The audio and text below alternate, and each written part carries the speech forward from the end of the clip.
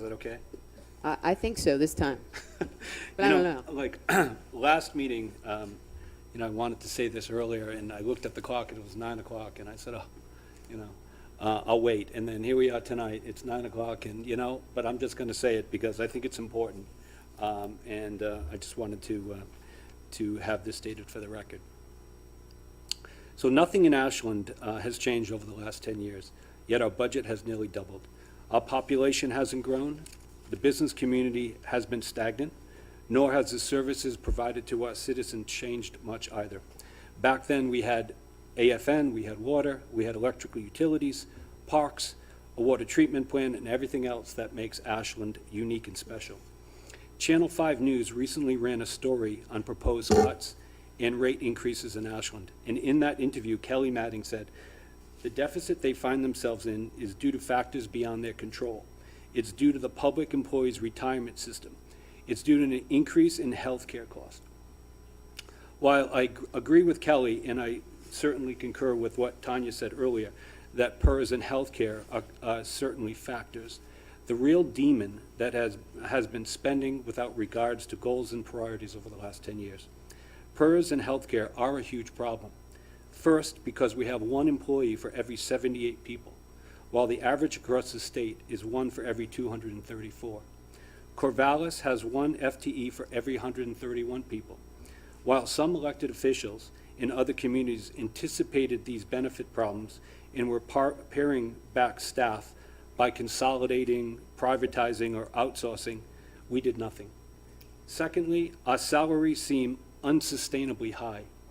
In the budget presented to the Budget Committee of 268 FTEs, 70% make over $100,000 in total compensation, which is 2 to 3 times the median income for an Ashland family.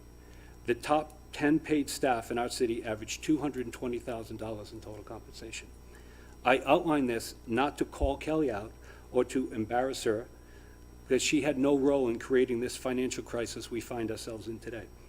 I bring it up to stress that the job of this committee, as we begin the process of deliberation on this budget, is to find out a way out of this financial trouble.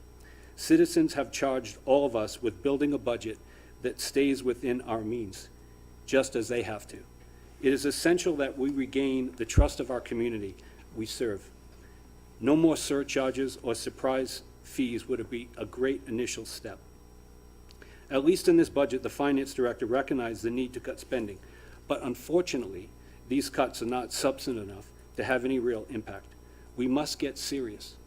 The cuts have to be meaningful, not rank and file staff, but we have to address management positions and salaries.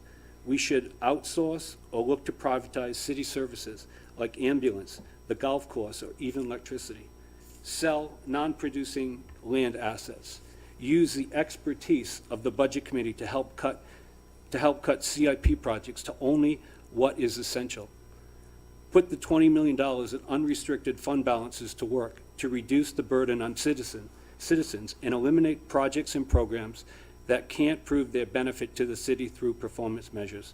There are many, many other good ideas as well.